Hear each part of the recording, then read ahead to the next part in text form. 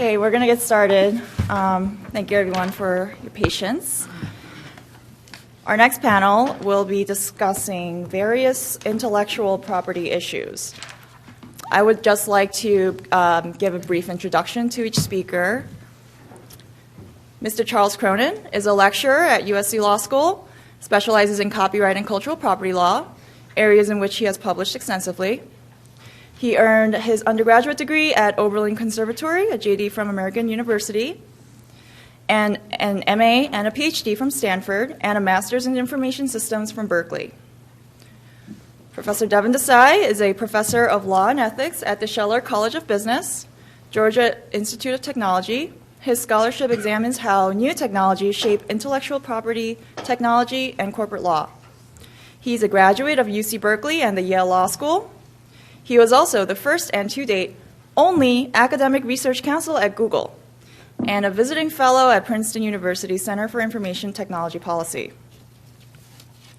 Mr. Bruce Kline is a licensing manager who joined the Mayo Clinic in 2003. Bruce received his BS in mathematics for Minnesota State University with a concentration in statistics.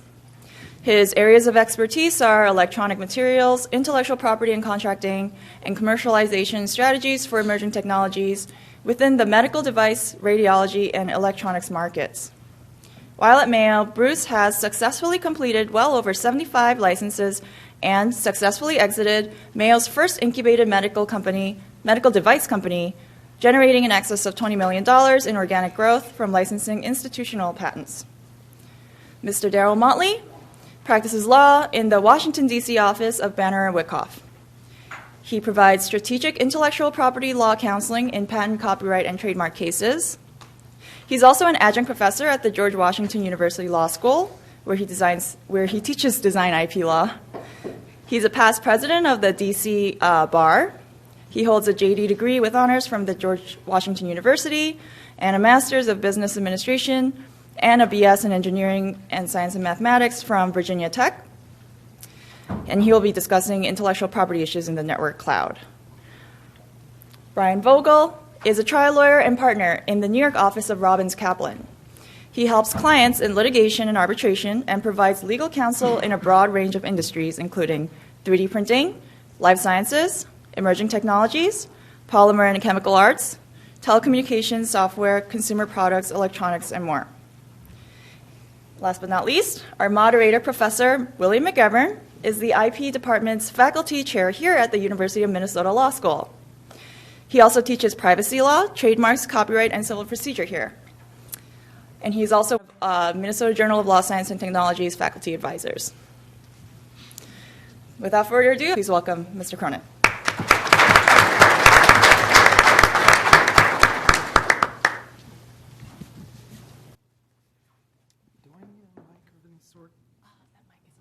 Oh, it's on. Great. Okay.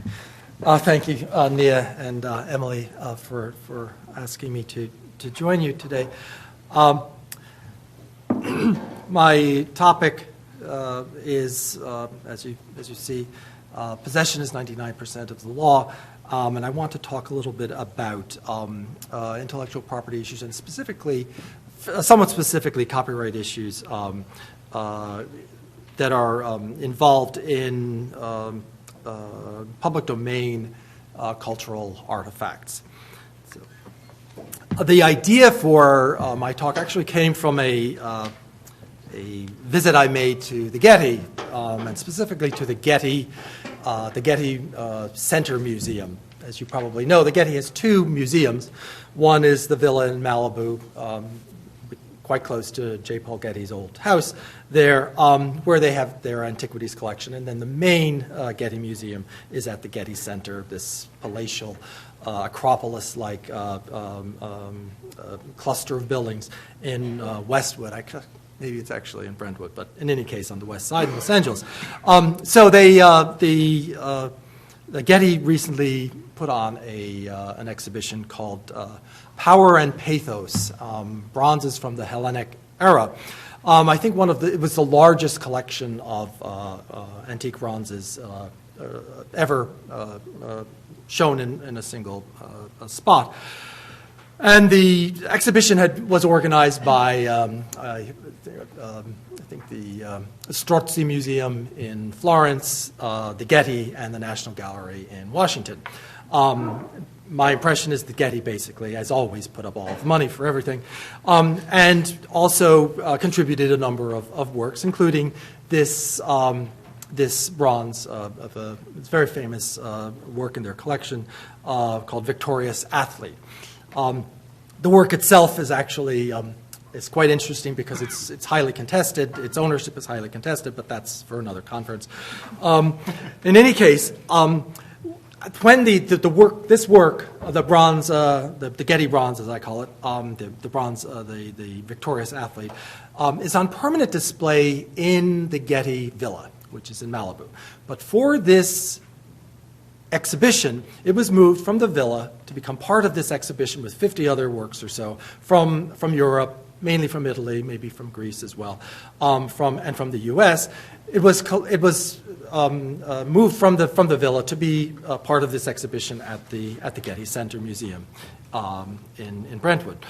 And when I went to the exhibition, I went on the tour with the curator along with a lot of other people, and we were told we couldn't take photographs of anything in the exhibition, none of the works in the exhibition. And the curator, who was a Getty curator of antiquities, said it's kind of paradoxical because when this work is at the Getty Villa in Malibu, you can do whatever you want. You can take as many photographs of it as you want. But while it's here as part of this exhibition, you're not permitted to take photos of any works, including the Getty's own bronze. And there were other works from the Getty there as well, from their villa, which you were not permitted to photograph while it was part of this exhibition. So clearly this requirement had been imposed by some of the Europeans, almost certainly the Italian collections that had loaned works for this exhibition. So this got me to think of, well, now that 3D printing is so advanced and you can create excellent replicas of works like the Getty bronze, in fact, even in bronze, why is it that there would be this protective what I considered overreaching protection for clearly public domain works? This work is over 2,000 years old, as was every other work in this exhibition. Very, very brief discussion, not even discussion, just mention of the technology, since I'm sure you're already quite familiar with how it works. 3D printing of cultural works.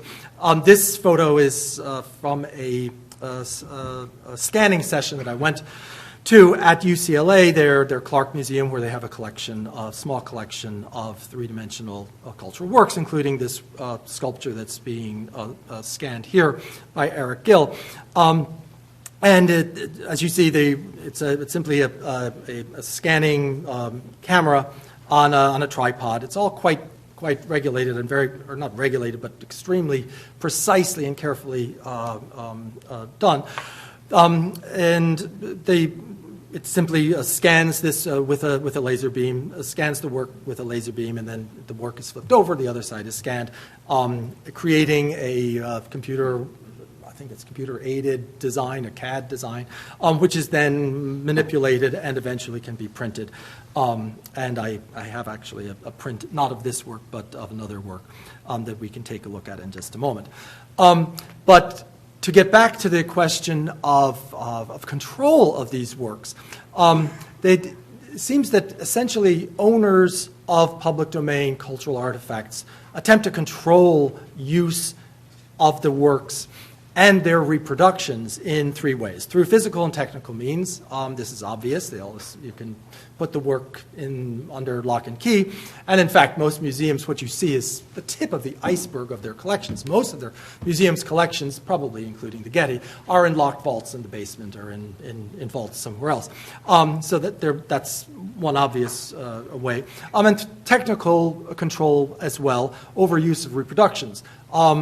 big, monstrous aggregators like ArtStore that have huge collections of images of public domain works, will limit your access to those works through technical means by simply locking computer access to it, and also through contract and license. Most museums and most aggregators of images of public domain cultural works use contract and license, and specifically to limit commercial uses of these images. So even the Getty, for instance, which allows you to take as many photographs as you want, and you can actually create a three-dimensional replica of three-dimensional sculptural works using a whole lot of photographs.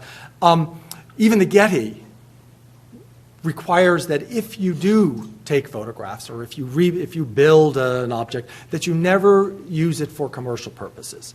I happen to think that that's overreaching, but that's almost without fail. Museums require any use of scans or of images that they make available, that they be limited to non-commercial use. But then what's, I think, most curious is that many museums and owners of public domain works and their reproductions attempt also to use copyright to control the use and reproduction of these works.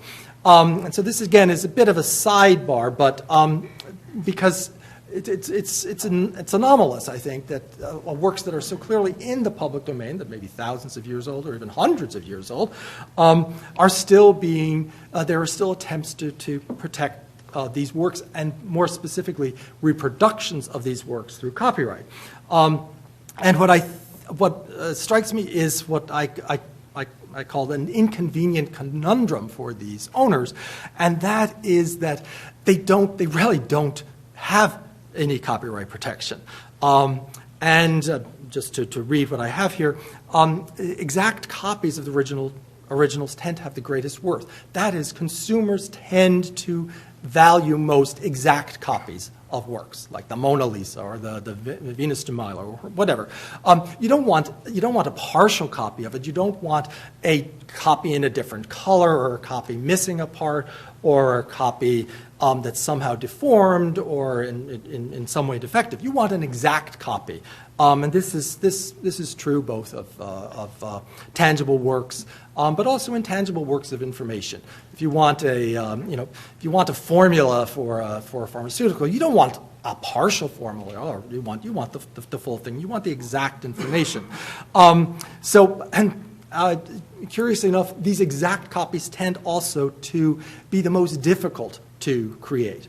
The more input you have to, and intellectual effort you have to invest in creating exact copies. And of course, the kicker is that exact copies have no copyright protection, or virtually no copyright protection, as case law, at least in the United States, has clearly established. And just very briefly, since 1991, with the well-known case of Feist, that established that only works have to have at least a spark of creativity in order to be protected. I'm going to jump ahead quickly since I'm out of time. You can read those other two cases. And very briefly touch on what I'm calling hyper-ownership of public domain works.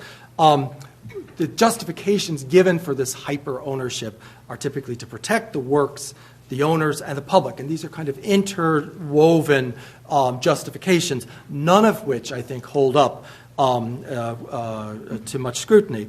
And I'm going to jump right to the end here and tell you why I think they don't hold up. If you look at public domain works in other media, and there's the images here are the one on the left is of one of the Dead Sea Scrolls. The actual physical scroll is somewhere in Jerusalem. On the right, there is the first page of Mozart's the autograph score of Mozart's Hafner Symphony, which is at the Morgan Library in New York.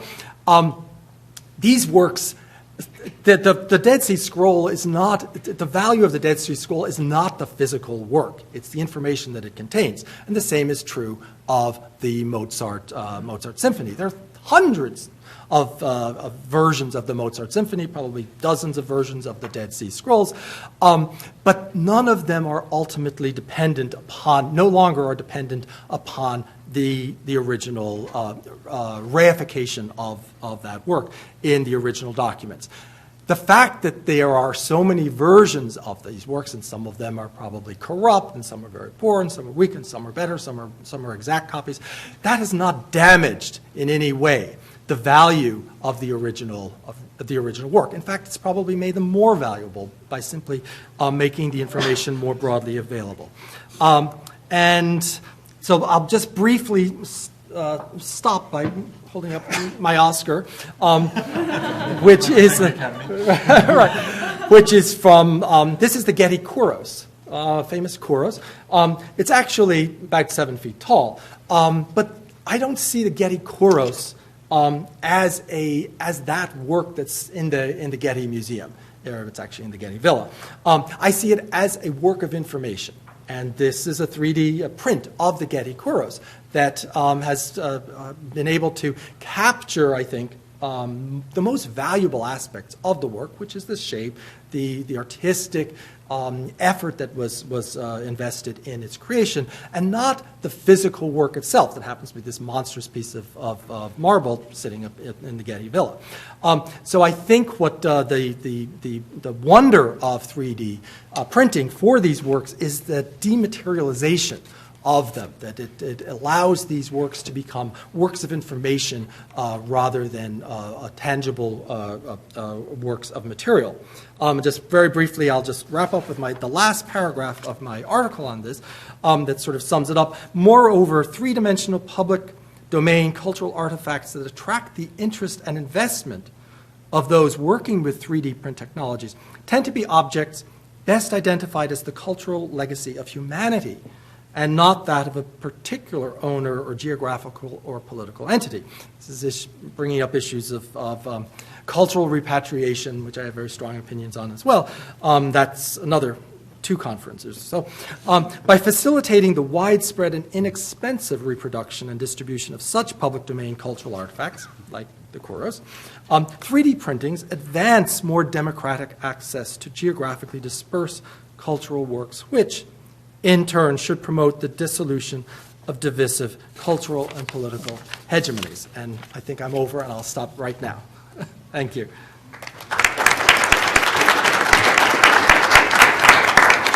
Thank you, Professor Cronin. Next, I would like to invite Professor Deven Desai. I will just pull up your... You're going to put your Oscar up for us? Absolutely. You're lucky we didn't start playing Flight of the Valkyries to play you off there. Okay, great. You go ahead. Okay, so another version of 3D, right? Digitization, decentralization, disruption. I think what Professor Cronin brought up, I think segues well into this, that one way to think about this at perhaps a more abstract level, Law School 101 is that much of the law was based on changes in the society that came out of the rail and steel and steam era. But right, what we all know is so much has changed with digitization. I suggested then that the unstated assumption and equilibrium that keeps, clash over and over again is that the specialization, the division of labor, the large markets, the way these things work lie quietly or have for quite a long time, and that the notion then of, well, we didn't worry as much about authenticity because it really was difficult, in some ways what Professor Cronin was talking about, to even come close to a good reproduction. Right, so the sweat of the labor has changed quite a bit here.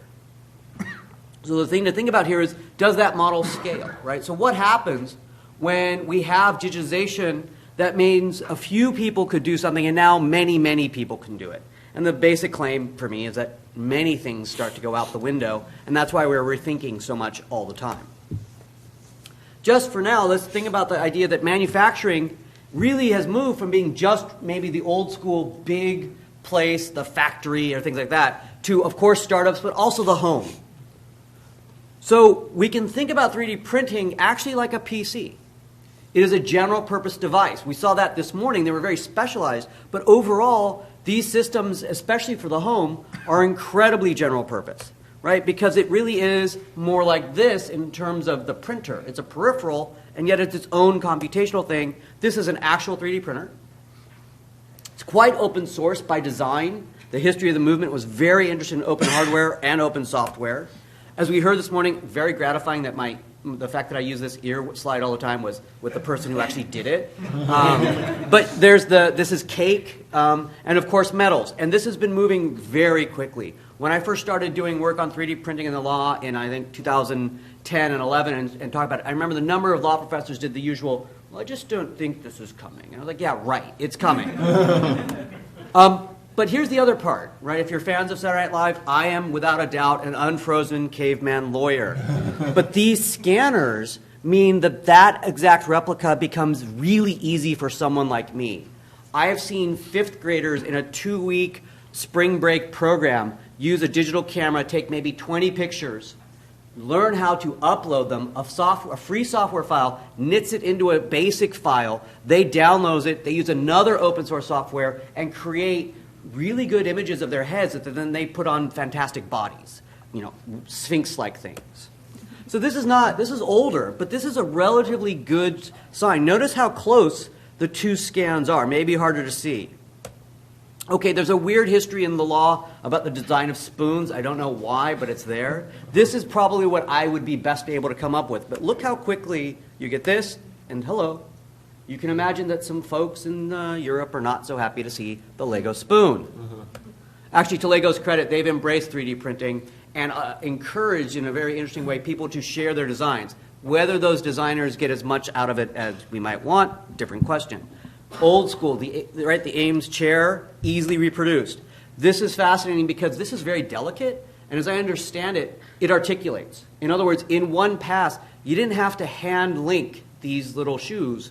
This jewelry is fully functional out of the print. Okay, it's ugly, but it's titanium and it's a mouthpiece. That's a turbine.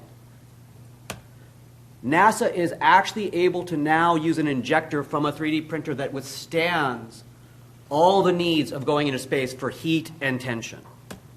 Oh, a 3D printed car. Now, this didn't come out of one printer, but all the parts, except for, I believe, the engine, which, of course, is not something to sneeze at, but everything is being done, and I believe start to finish the entire vehicle was about $25,000. And you could put it together in about a day.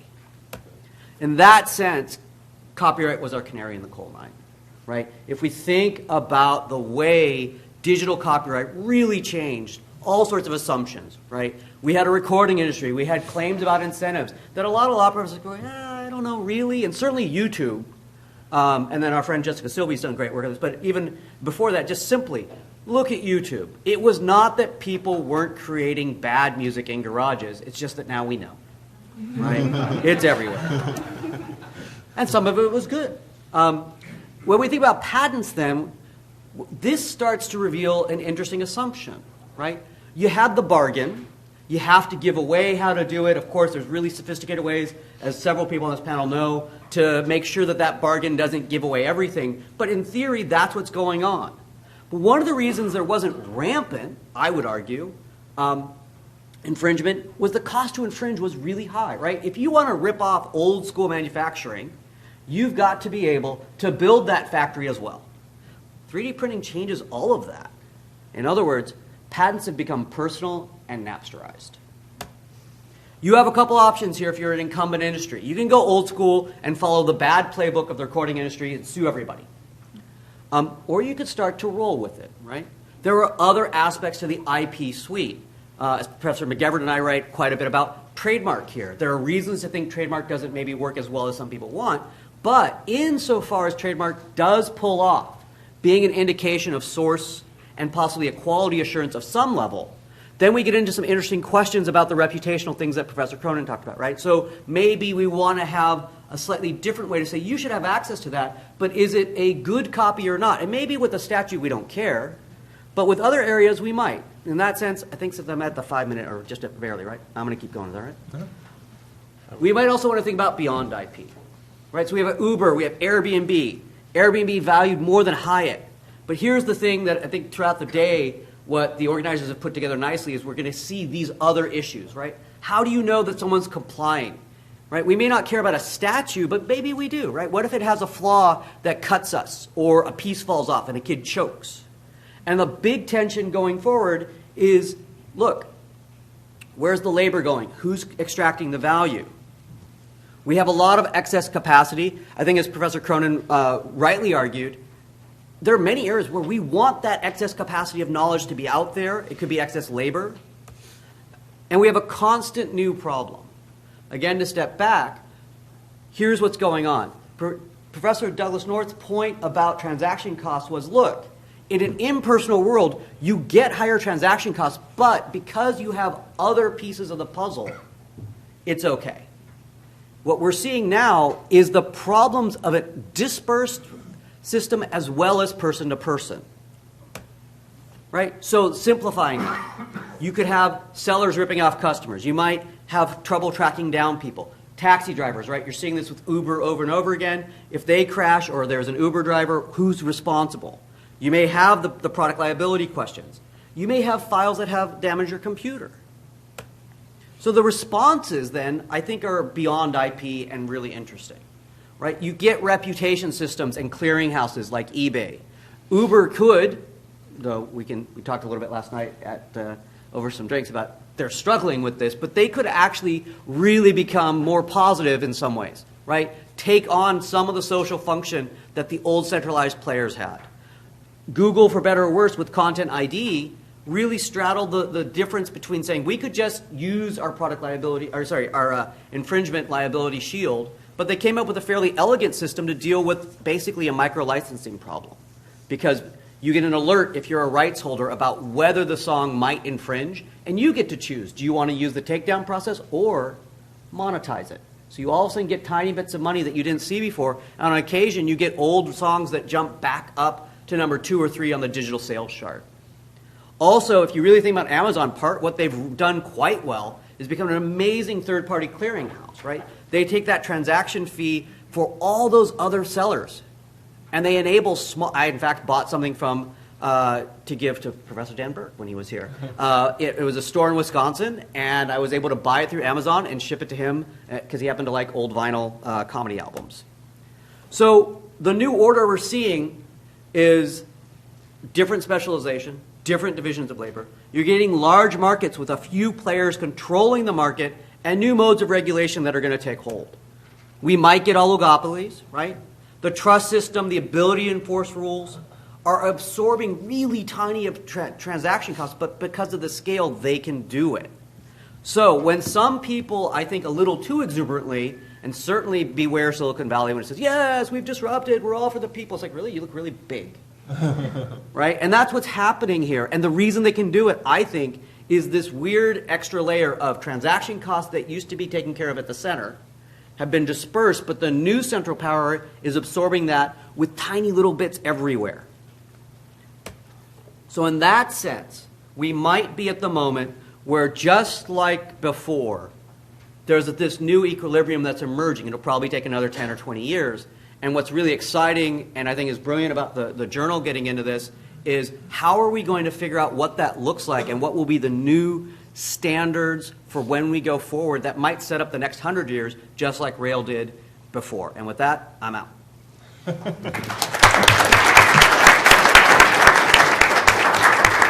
you, Professor Desai. We have up next Mr. Bruce Kline from Mayo. I have a vision of us all sitting with like whiskers and little glasses at a conference about, you know, the disruptive effect of railroads and the law, right? And all harumphing at each other, and no women here, you know. That's, Clicker, or you can use the arrows. Okay. and probably smoking cigars while we talk, right? Good morning, everybody. I'd first off like to thank the law school for pulling us all together and allowing us to have this very exciting discussion. This subject matter is growing and disruptive and very intriguing from a clinical perspective. So today I'd like to share with you Mayo Clinic's perspective on 3D printing and what we've been doing in the practice to implement 3D printing. About 3 years ago, some of our radiology leadership came to me and said, hey, we're using 3D printing and we're having tremendous success in ensuring quality and patient outcomes. A case in point is the conjoined twins, and we've done several conjoined twins cases in the Mayo Clinic that have yielded very, very successful results. And we've found that 3D printing helps in surgical planning, and we're very excited about this, and it's starting to proliferate. The problem is it's not reimbursable. Can you help us figure out how to monetize our efforts or figure out how to get it reimbursable so that we can afford a lab, maintain a lab, and move a lab forward? The answer to that is where we are today is we're at a point where clinical trials need to be conducted, that actual surgical modeling and pre-surgical planning has a significant ROI to the cost of delivering care, and that we can indeed drive down the cost of care by using these models. And I'll talk a little bit more about that as we go through this. So this is how I got to this stage in my career, which is help me make money so we can support research and development in an academic environment. So additive manufacturing is a disruptive technology that's rapidly deploying in medicine. We most recently had a significant conference called the Radiological Society of North America. It's proliferating in the clinical environment in radiology, and it's being studied and articulated throughout the industry today as we speak. It's used predominantly in surgical planning, informed consent, education, and research. You saw some excellent cases of research today, outstanding as a matter of fact. In the education environment, the modeling is very, very attractive to being able to teach students and or colleagues collaboratively how to approach cases. And we're actually coming up with new surgical techniques and approaches into difficult cases, and largely used with atypical anatomy. So Mayo likes the tough stuff, it typically gets the tough stuff.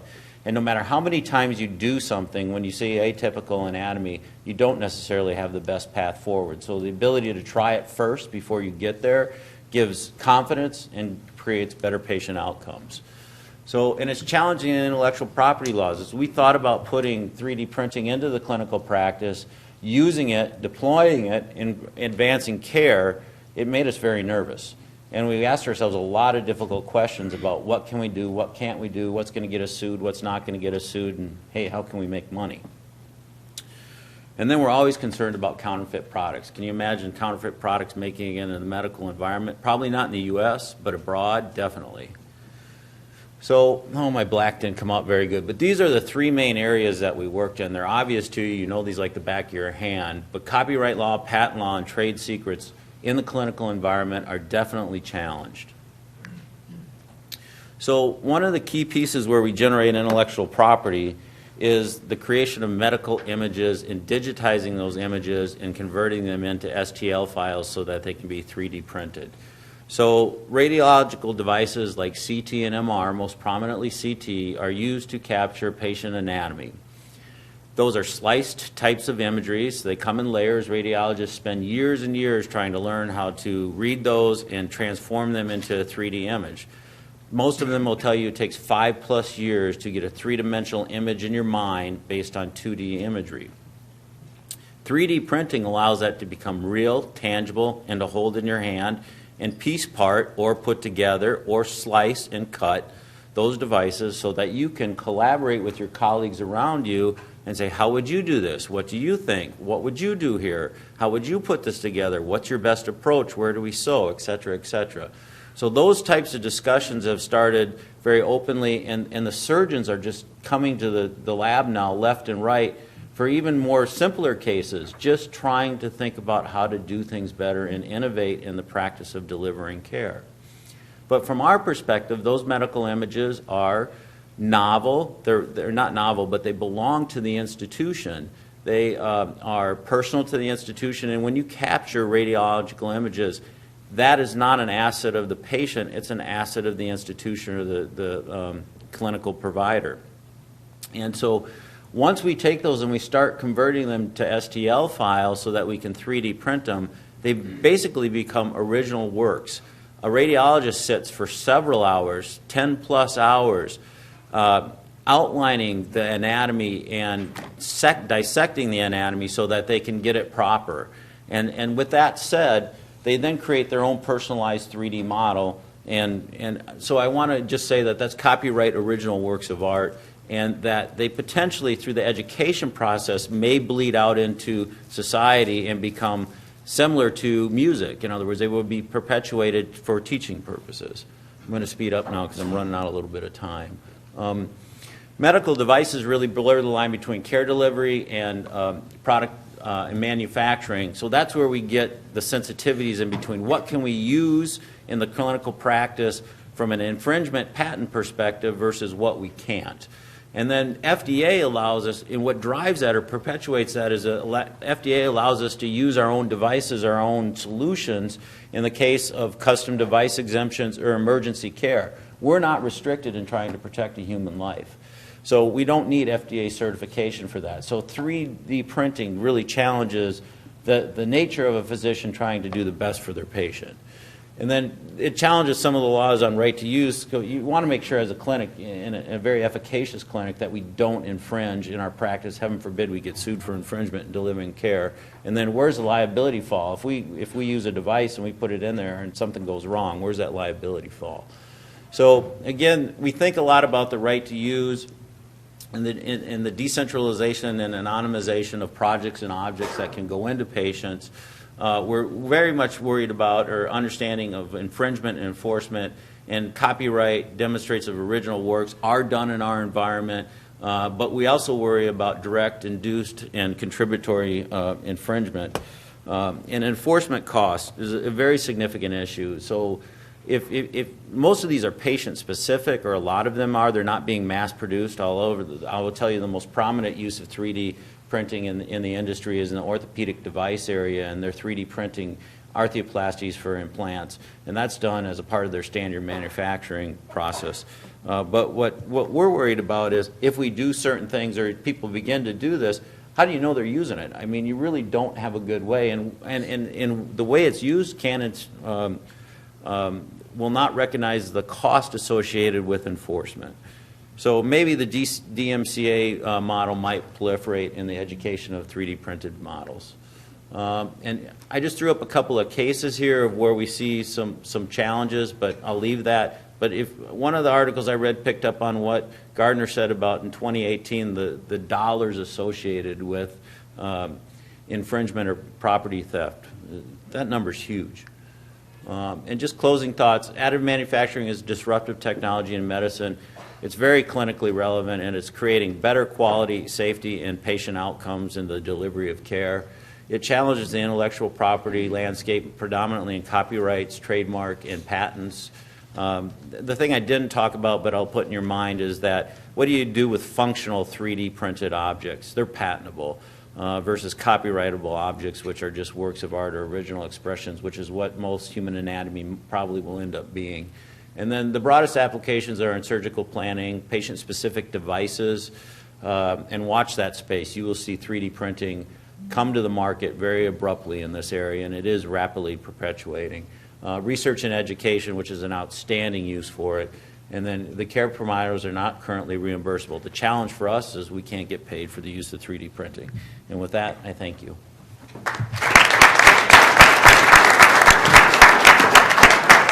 Thank you, Mr. Kline. Next, I would like to welcome Mr. Darrell Mottley to the podium. Thank you. Thank you. So here's Will you just push the, which one goes forward? Okay. Okay. So thank you. I'm going to talk about the network cloud virtual models. We all kind of blend these together. I'm going to talk about meshworks and copyright issues, some other issues as well. So here's a commonplace infringement model you have. You go out and the manufacturers that have IP, they see folks selling products at sales areas, trade shows, that kind of thing.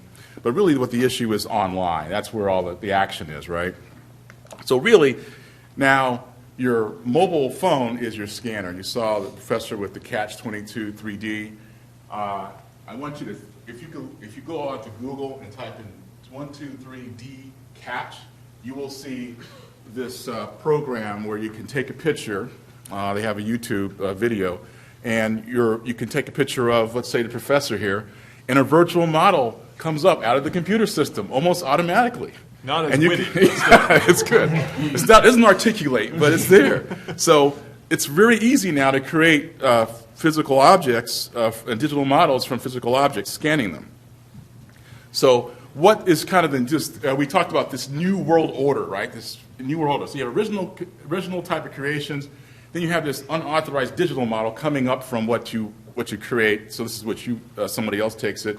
Then you have this sort of unauthorized creation of your 3D printed object. Then you have the digital model. You heard this morning that digital models and 3D printing kind of goes together. You need the digital model, then from the digital model you can print the 3D object. So what happens? Virtual model websites have been around for a while. So people now take these real objects. If you made it's a Buick, a BMW, Vogel, as well as a Mercedes-Benz, but also get a Ferrari virtual model, actual product, and you can buy actual files, digital models. And now, if you're a manufacturer like Ferrari, and folks are buying your bid models to put in video games or whatever you might want to use it in, it's very easy now. How do you protect that? Self-copyright, whatever, patent, I don't know, copyright, maybe not, patents possibly, your design patents maybe. But this is happening right now. If you go in and search for Ferrari virtual models, this will come up. So what happens? How do you protect that? Well, there's all these different IP areas. I won't cover these. We're in law school. There's of course, the regular utility patent, design patent. I do a lot of practice in that area. Trade secrets as well as copyright and trademark can do all these issues. On design patents, we have a 14-year term for issue. It's had changed from 14 to 15 depending on when you file, but I just want you to know that that's a little bit different now, a little nuance here. So what I'm going to cover really just is a copyright issue, a little more in detail when the professors copied about originality, utilitarian, separability, tension, and then useful, this tensional aspect, and then cover primarily the Meshworks case. Because this is the only case that appeals court has that deals with actual virtual models. And you heard about talking about can virtual models be protected, 3D files. So here's a case we'll quickly cover where Toyota back in the early to 2000, maybe 6 or 7, the revolutionary idea of putting virtual models on their actual website to sell cars, and you can rotate it and see what it is, the actual real car. Okay, 2008. We're now a lot further on now. So Meshworks is a company that actually would scan a real car and then put it into a rough surface map. I have to say I'm a little older now, and the professor had that PC up there. I think I had one in my house when I was younger, the floppy disk. I also worked as a young guy, I'm an engineer as well, earlier, doing actual finite element analysis with virtual models back almost 30 years ago. And now, but we had this huge kind of mainframe computer to do this kind of work and do the stress analysis. Now, a computer desktop can do this now. So on the Meshwork case, what's important to know is, I'll just go through these things as slow that Toyota had, that the key here of this case is that Meshworks copied exactly the reality of what was actually done. They filed an actual copyright application for their model and then tried to enforce it against Toyota. Well, and then the Copyright Office actually granted that copyright, but at the time, software, digital files. The problem with the Meshworks guys is they didn't do like what you see here. You see, I'll just walk up here. Yeah. See, there's all these different colors and aspects. They copied the physical body only a wireframe file of reality. And you've heard the Feist case and other cases where facts aren't copyrightable by themselves. You have to add some original criteria. There was no originality. They lost. So we could talk more about that if you would like to. But this is the seminal case, the case that's in the virtual model space, and is really a problem for copyright holders. But the key here, we have to add some original content to protect those files, something in the files. So the other thing we deal with that's kind of interesting is protection on virtual models and printed 3D objects is wearable art. Fashion typically is not copyright protectable, period. Right, that's what they probably say, although there's a case that says actually the other way. But when it comes to 3D printed art, if that's a fashion art, probably not protectable. but at the Paris Convention fashion show a few years ago, this was worn, and it became sort of a sculptural work of art. So sculptural works of art are protectable under copyright law, and they would be protectable under 3D printing. So let's give you some of that. Also, we have a cape. It's a fashion by one of these seminal companies, Stratus Systems. I think you see the general counsel there as well. That a fashion article, but I think if you zoom in, that it's probably protectable some parts of it. It's a cape in fashion, so it can be used. Now, here's an interesting case. 3D printing, right? Okay, this is really, I like the fun stuff too, right? Okay, so we have the left shark. Well, I know about left shark, right? Left shark, right? Okay, so the guy Fernando Sosa. Now we'll talk about him. It's really important. Political sculpt guy. Okay, he saw this, made a 3D model of the shark. Boom! Almost like 2 days later, it comes out, and then Katy Perry's lawyers come and say, hey, this is a problem. We're going to sue you for this because you're copying the costume, right? So then he goes out on, I forgot, it does something like on Twitter or something, and says, hey, I'm the guy behind this, okay? As a lawyer-client relationship, kind of a problem when the guy goes on Twitter talking about this. So this professor out of NYU is now his lawyer at the time, and he says, this is not protectable. If you go ahead with these dubious claims, you will not benefit Katy Perry on these claims. You guys stop suing the guy on this problem. Now, the issue becomes separability analysis. If you go back to the costumes are not only protectable, but the features are potentially protectable. In the Second Circuit, there's a lot of cases on that. But when I go back here, you look at the kind of a derivative or movement back in protection of copyright to the actual 3D model. So we're taking the fashion potential and then saying that model, parts of it are protected under copyright. So it's sort of this sort of movement by itself, not the model protected by itself, but the features that are derived from it per se. So another one that kind of issues is the rights of publicity. So I'm covering a lot of things pretty quickly here.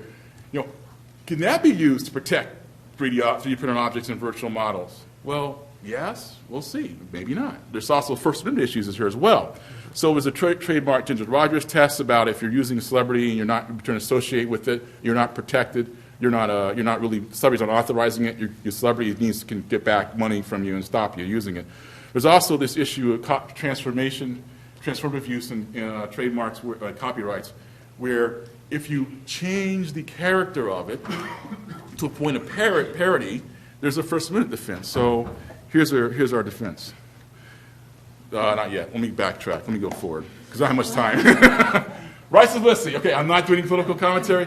I don't make this stuff up. This is actually real. We have a Donald Trump virtual model out there in the virtual model space, and we have a Hillary Clinton not virtual model, but actual sculpture by, guess who? Politicalsculpture.com.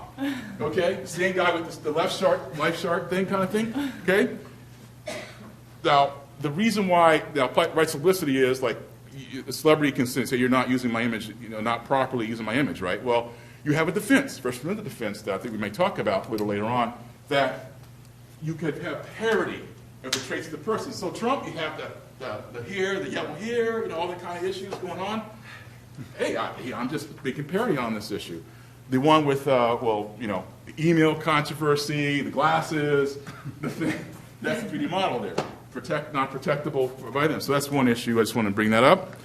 The other one, quickly, there's 3D printed spare marketplace, a place where the 3D printed art can be done. That's an issue coming up now. If you're a rights holder and a manufacturer of products, and folks are saying, hey, I'll make your replacement parts. You just tell me what you want. You give me like $50, $60. I'll send you a virtual model. You print it out at home, whatever you want to do. Okay? So this is a new area coming up. That brings up patent issues, repair and reconstruction issues. So that's one thing I just want to tell you a little bit about that, just for kind of highlight those issues. Next one is really interesting. It's the actual virtual model case dealing with importation of actual three-dimensional models coming up. Anybody know about Invisalign? Ever heard about Invisalign? Okay. This is the Invisalign case. So really quickly, Invisalign has some patents that deal with actual scanning a person's teeth.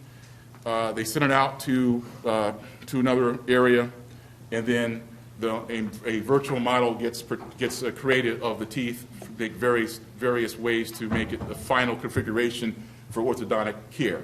Okay. This company, ClearConnect, kind of does it, and what they've done is this is out of the actual grease.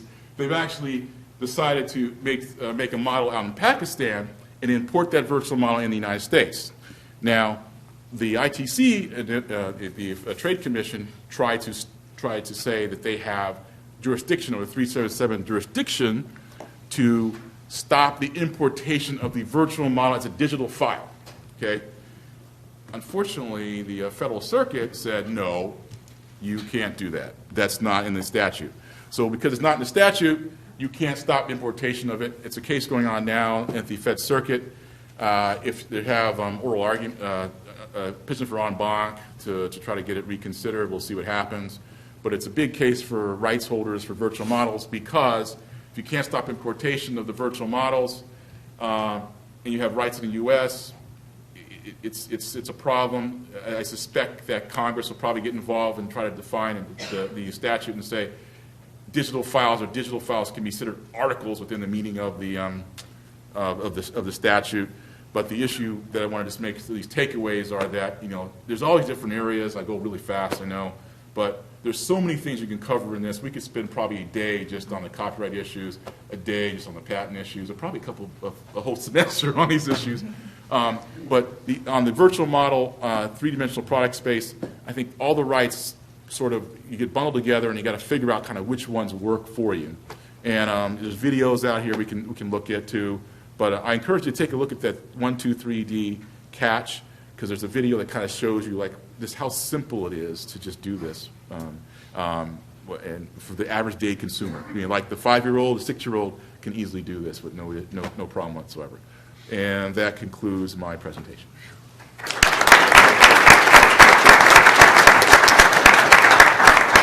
Thank you so much, Mr. Mottley, and thank you for reminding us of the free left shark incident from a while ago. We like the fun stuff too, so thank you for incorporating that. I would like to introduce our final presenter, Mr. Bryan Vogel, before we go into Q&A. Thank you. Mr. Vogel? Thanks. Thank you. Thanks, Mia.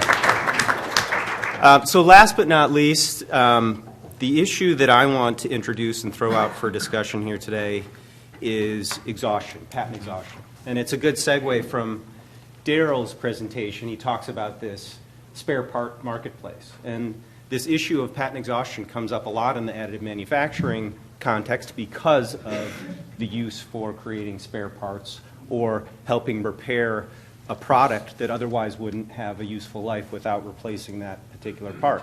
And because it's coming away from the traditional manufacturing context where you might go back to the manufacturer that you originally purchased the product from, instead you can print it in your home, or you can go down the street and say, hey, I need a spare part for this product that I bought from this manufacturer. Can you make me one? Here's the digital file.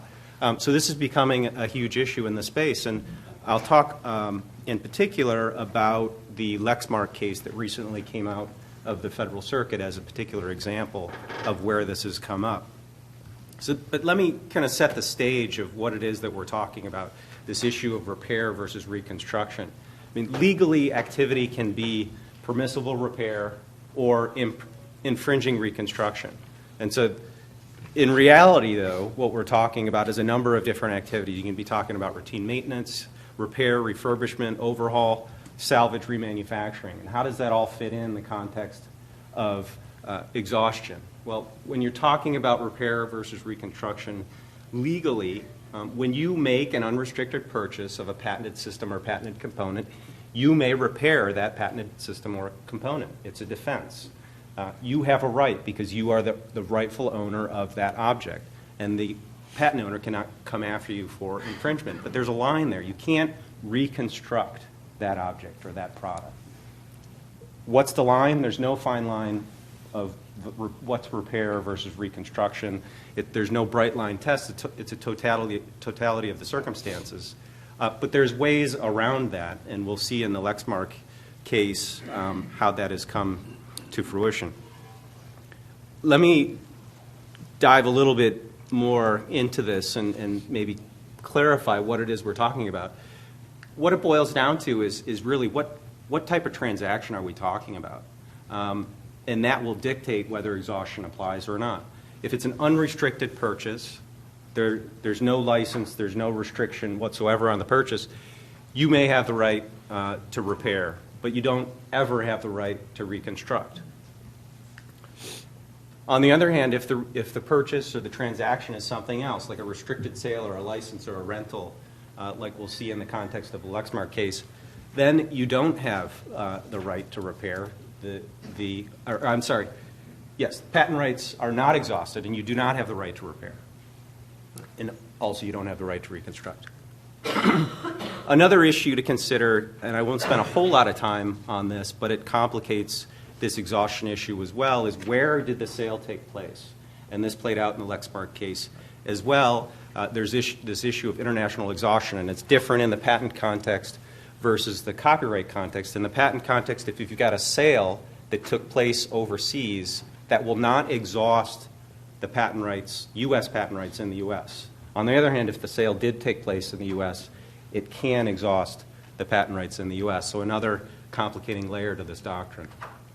So I think that's a good segue now to talk about the Lexmark case and what happened there. It's not a 3D printing case, but it is a printer case. I think many of us know who Lexmark is. They make printers and toner cartridges. In this case, Lexmark sued Impression Products. I think many of us are familiar with this business model where Impression Products would take spent cartridges of Lexmark, repair them, and refill them and resell them. The complication with this case is that Lexmark had what it referred to as a return program. And in that return program, it would sell these cartridges for a discount of 20%, I think it was. And in exchange for that, the purchaser had to agree to use it only once and return it back to Lexmark so that Lexmark could be the controller of that refurbishment of that cartridge and reselling it. I've clipped here the actual language from the agreement that was included on the cartridge when you purchased it. And this is the actual language that was relied on in the district court by Lexmark. And it essentially says you can only use it once in exchange for this 20% discount. Impression filed 2 motions to dismiss, one on this issue of the return program and one on the issue of this international exhaustion. The district court granted the motion to dismiss on the return program, and the reason it did that was because of the way that the distribution chain was set up. And the court went through a very particularized analysis saying that, okay, Lexmark is up at the top. They had a distributor in between them and the final purchaser. So what the district court concluded, and there was no restriction from Lexmark to the distributor, it was only on the end consumer.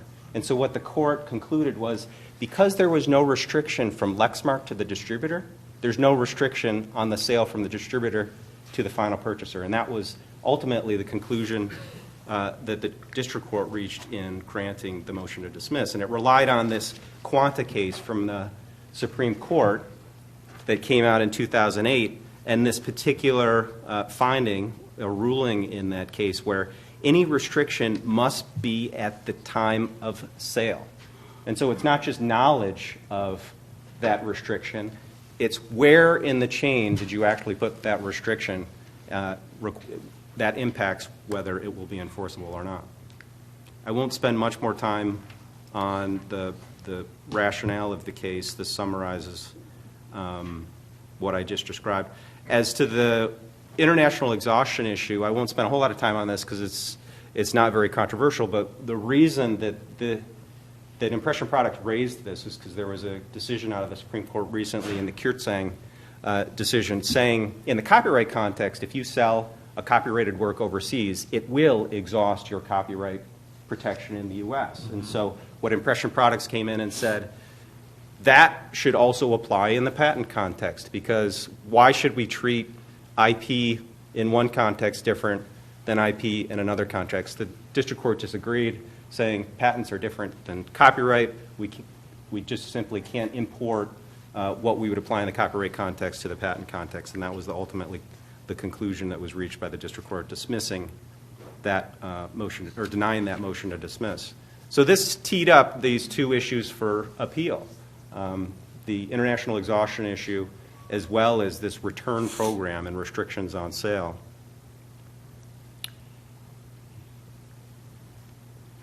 And what came out, and so the Federal Circuit, interestingly, decided sua sponte to take it en banc of a full panel. They didn't even have a three-panel decide initially the issues in this case. They said, we should throw this up to the full court for decision.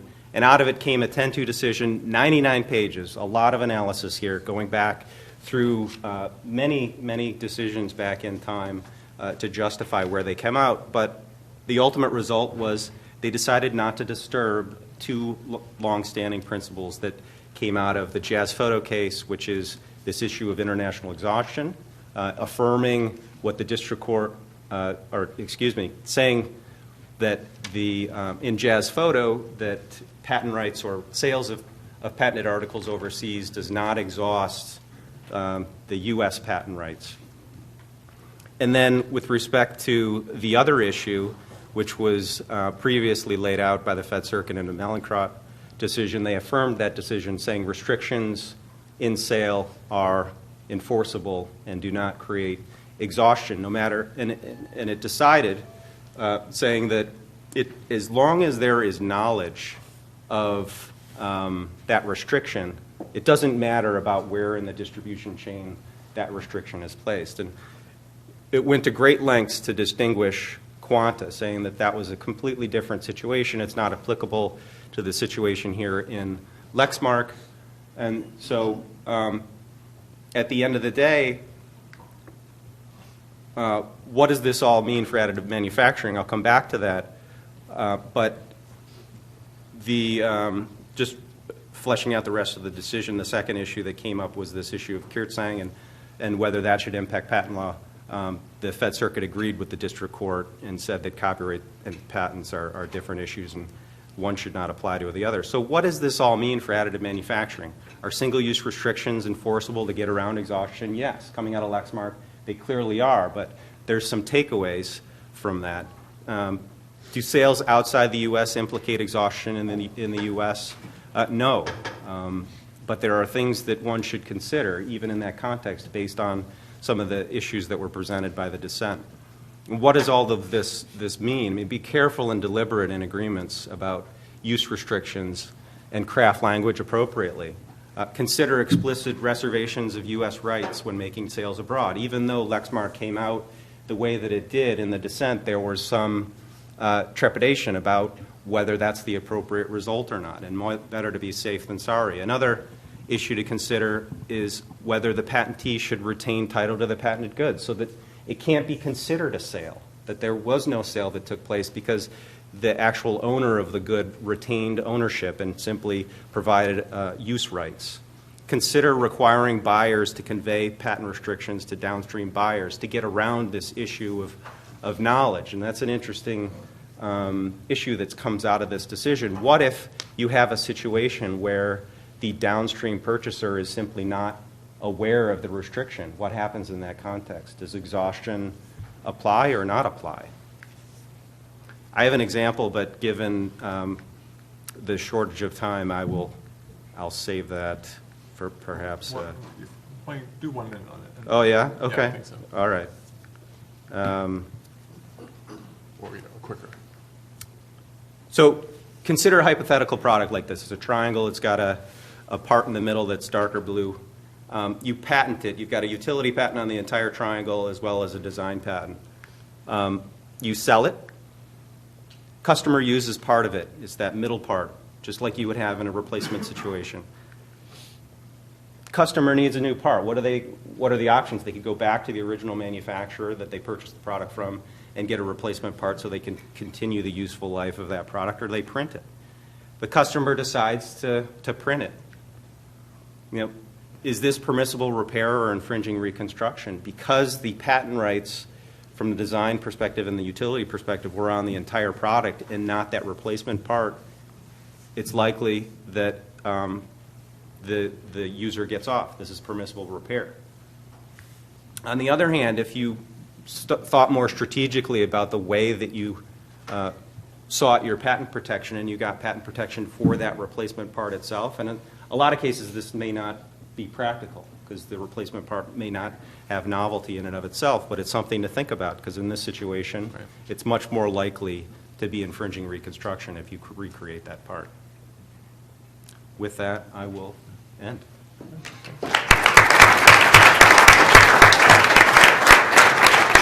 Thank you, Bryan.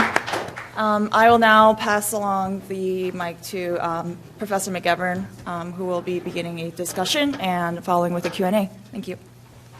Well, thank you. And I do want to say again, thank you to Nia and to Emily and to all of the students on the journal who have been very, very thoughtful about putting together a really good day, choosing a topic and panelists that are, I think, I will speak for myself, but looking around the room during the McAlpine presentation, during a lot of what we've seen on this panel, the sounds you hear rippling through the room are minds being blown at various points about the technological capacity that's either here already or in the very near future, and then the legal implications, to use Deven Desai's language, the disruption that's going to occur in the law and in the business structures that we think about for these things as a result of that technology. So I was just going to start with a few questions that I've been thinking about as I've been listening to you all that I hope will kind of knit together a lot of our presentations. There's so much overlap, it's not very difficult to come up with that kind of question. And then I am going to throw it open to the audience in the last portion to see if there's some questions from the floor as well. But I'm going to start by taking the question that McAlpine left us with, and that we all five speakers dealt with in some way or another, which is to say, what parts of this sequence get the protection? What parts are, whether it be patent, copyright, trademark, trade secret, design patent, where are the IP pressure points that things are protectable? And McAlpine sort of said, I don't know, is it the original? He said, is it the printer? Is it the process? And then I'll add, is it, to go to Mr. Mottley and what others have said, is it the digital file that is itself a form of IP in some way? Or is it, of course, the output of this entire process, the thing that you get that gets manufactured as a result of additive manufacturing? So I don't know who wants to start, but I'd be interested to hear which steps in that sequence people think are the most important or the most fruitful to think about as IP pressure points. Deven? Well, so I actually, ironically, I told Bill a slide from my paper. I was trying to go relatively fast as usual, but the answer is yes to all. Right, so what I'd had before was if you again think of the idea that there's these three users and the different inputs to any of them, you could think of design files, you could think of either the repository, a Thingiverse, which is sort of like a YouTube, that could be a place where someone could get sued or not. Of course, the user-generated or CAD issues of what level is available depending on whether it reaches originality. One thing that didn't get talked about too much with us, perhaps, but certainly this morning, is I think the material science piece is huge.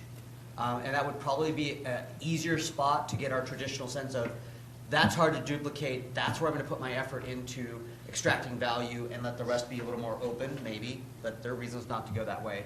And then the other piece is, of course, the machine itself, right? Mm-hmm. If it's a specialized version of the general technology, you're going to get all. I mean, all three of you all deal with that with your clients in every day of, well, yes, you want the whole chain, right? And then you throw in the trademarks, et cetera, that might go with it. Mm-hmm. But I think the hardest part is it's all of the above, and then the question is who gets hit because of they're using it all at the same time. Right.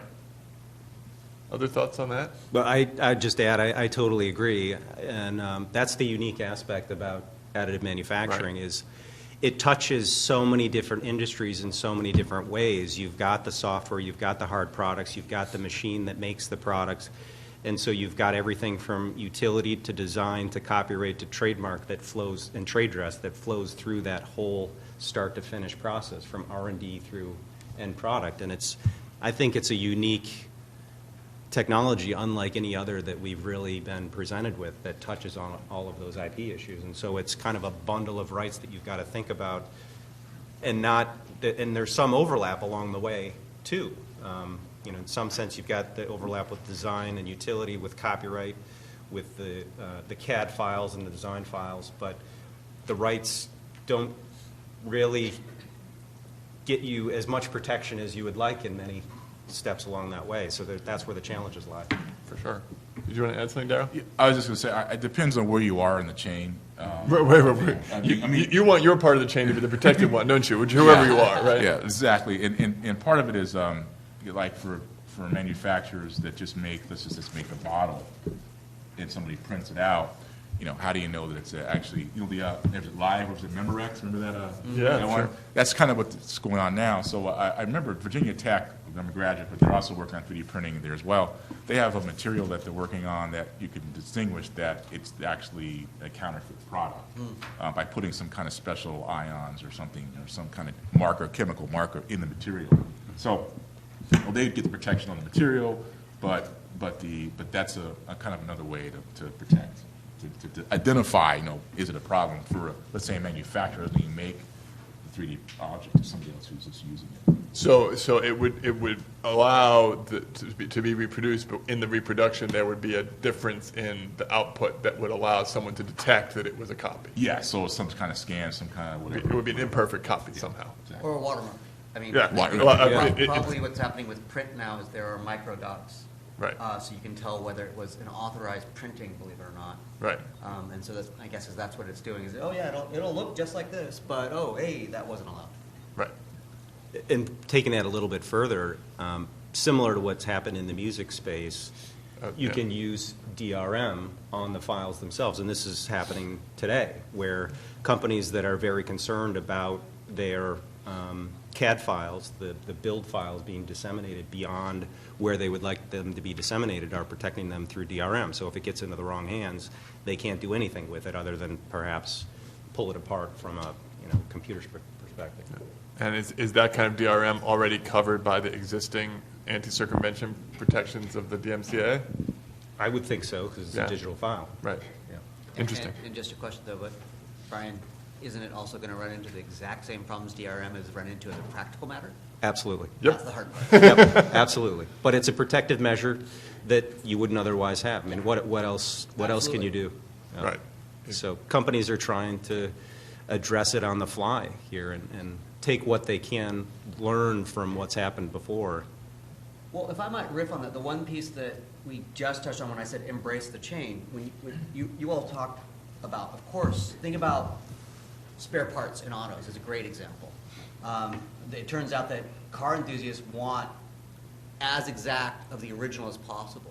It seems to me that a lot of these companies, to also your final piece, Bryan, was why not set up your own store like Apple? Because that should, as a market question, your price will have to come down a bit, but I'm probably more willing, I would imagine, to go, especially with the replacement part, that is at a market point from a trusted source, so I know my thing will work, rather than, Professor Desai says that this will work, right? I mean, that's just not where I want to be, most likely. So it seems like a market opportunity. I'm curious, are your clients thinking that way, if you can talk about that? Absolutely. Absolutely. It's a different market structure. They're thinking about the marketplace not in selling a physical product, but selling a digital product, and setting up essentially business models to support that. Yeah. And that includes some type of DRM. And it's not just DRM in the sense of preventing someone from printing it, but also requiring particular conditions, using a particular material, temperature, pressure, so that you alleviate some of these issues that can occur of getting an inferior product and then having someone, heaven forbid, get in a car accident because they used a product that wasn't up to spec. And then I'm supposing you also have needs for trademark law and other things to reinforce that this is the legitimate, original, authorized dealer of this, and other people, even if they might be able to do this and would not be infringing, would not have the same sort of market assistance from the trademark. Absolutely. And you see that play out in the toy industry. It's playing out just as likely in the spare part place. Just to add, Congress actually has a Spare Part Act that they're looking at, was introduced Is that right? on a design patent side to affect auto manufacturers to reduce the term of their design patents on spare parts. They're looking at it on the Judicial Committee. So the spare part issue goes up because the insurance companies want to have cheaper parts to affect consumer work. So it's just say that it's a judicial issue as well as up at Congress as well. So it goes everywhere. So I want to introduce also, going back to what Professor Cronin was saying about this notion of hyper-ownership.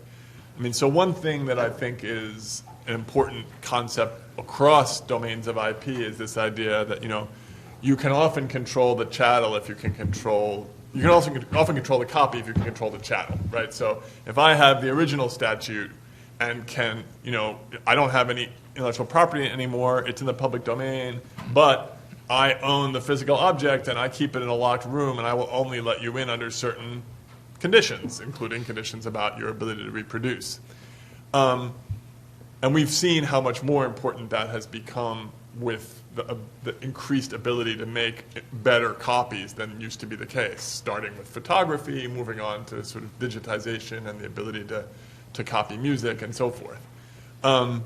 So I want to ask you about 3D printing and your concerns about hyper ownership, because it does seem to me that we've just upped the ante on the increased risk of potential perfect copies, and we've moved it from the realm of the purely informational into also tangible. How does that play out as you look forward in terms of the incentives it creates for people to do what they're going to do with their original chattel ownership? I think the best, or the way my approach is to look backwards and see what's happened with works of works that I think of as more purely informational, like works of music. This is getting back to what I discussed earlier, and that is that the hyper ownership never worked for those.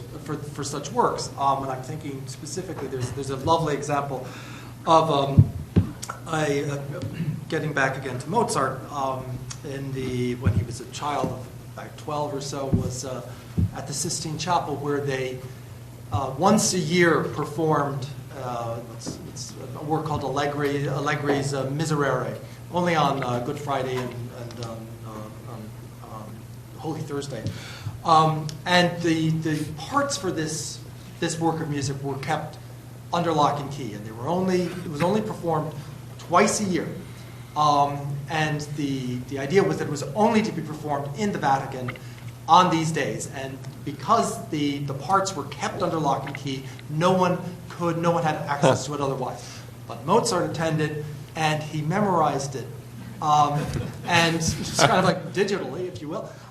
And wrote it out, and since then it's been known to worldwide. Mozart and his father were afraid they would be excommunicated, but in fact the Pope forgave them, and this actually became it was a coup at the time. And I think that everybody, there are now hundreds of recordings of the Allegri Miserere. It's still performed every year at the Vatican, but the work has far more currency, far more importance, far more significance, because it was released from its cage within the Vatican through this disruptive technology of Mozart's mind.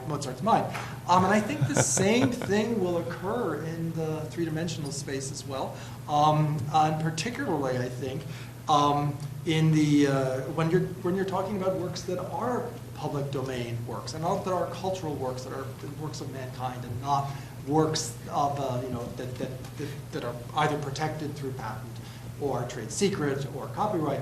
But I think that this disruptive technology can only give greater value both to the works and to those using them. Okay. So I think we have some time for some questions from the floor, and I know that there are people who are eager to go ahead. So why don't we start with you? Be sure to speak up. So, I'm Deven from the Council of Management. So the law and the enforcement that we're discussing deal with the current situation. So what would happen, do you think, with enforcement and law subsequently in 10, 20 years from now when 3D printers and materials that Kaplan talked about and many others will be in wide use? My second and fifth graders most commonly a search term in their Google is 3D printers under $1,000 with non-hard materials. That's what I told them I'll buy them. So what will happen in 10, 20 years? What do you think? Mr. Kline? Well, I'd have to answer that from a medical perspective. So one of the places that we find most interesting from an innovation perspective is the material science of that, but yet it's very hard to innovate in that space because the vendors are tightening and controlling the material science. So unless you're in an academic environment, the ability to perpetuate that will be very hard. We diligently look for collaborations that can advance technology and advance education. So I think you'll see those doors open up a little bit as we go forward, and we'll start to see some of the fruits of those come to fruition. Other thoughts? I think you'll pretty much have the same law. One of the things that Professor Gerard Magliocchi and I argued was we probably, if you start to see more enforcement, we might need some carve-outs for home use, some thresholds about what liability looks like, but that still would understandably make some people very nervous about the ability to just, once it's out there, it's out there. But that's actually where I think you'll see more people. There's not yet a killer app is another way to think about it. Whether there'll be really rampant home production, even of car parts, I think that more likely, even with the lower cost printers, because of the material science, because of the design, it'll make more sense to either go directly to, say, Ford or BMW or whomever, or get an authorized dealer, and that you'll just see some really lovely price changes that might eat into some of the normal, right now we're getting a bit of rent, but would increase the ability for manufacturers to have a lifelong relationship. Even in the toy industry, Mattel has started to jump into a version that apparently they did in the 60s of a make-it-yourself customized thing. So the question would be, would you really want at home to be printing all the time? And as we've seen so far, it's still a slowish and slightly specialized device. We should keep that in mind. So I don't think you'll see radical changes overall. I think you'll see radical changes, in the law, but you'll see radical changes in actually how these things are made and acquired. Right. Business models rather than legal rules primarily. Yeah. Yeah. Darrell? Oh, yeah, I have just more of a business model issue.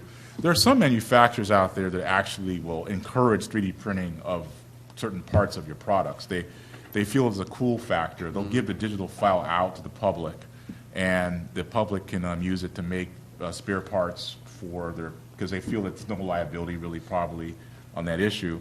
So you get these different designs. You know, one company has done that's Nokia.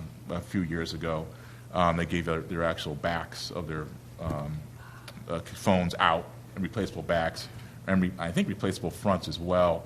And folks can print them out and put the different designs on it. So it's an interesting business issue as well. So you have IP right holders that have businesses, and they say, well, and we can allow the public to have some part of our product because they're more interested in how to make the money on that as the end user company versus the digital printer company or the designer. So there's different ways to look at that. There's one other comment I'd like to make, which is the potential disruptor in the 3D printing environment is virtual reality. Mm-hmm. And I think how those two come together and where they take hold will be very interesting 5 to 10 years out.